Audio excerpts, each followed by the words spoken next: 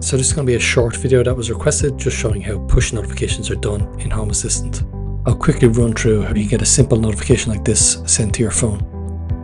So in Home Assistant, if you click Settings, and then go to Automations and Scenes, and then click New Automation.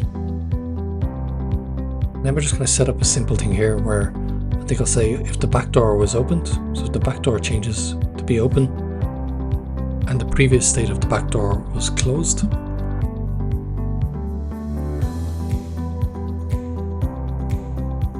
So then here's where we create the notification. So if you scroll down to notification here, you should see your mobile phone here. Now you just need to enter in a message. Then add a title as well if you want. And then just save this automation, and you can test it by clicking Run Actions. One thing to check is the settings inside of the Home Assistant app.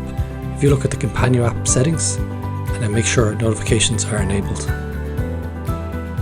Just make sure all of these notifications are turned on. One thing you can do that's a bit more advanced is have pictures sent to your phone. This automation checks for motion being detected on one of the garden cameras, and on I'm away, then takes a snapshot from one of the cameras and then uses that snapshot in the notification.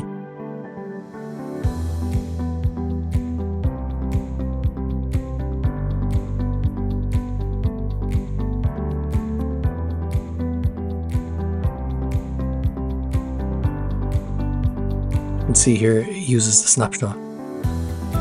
Well, that's it for this video. I hope you found it useful, and thanks for watching.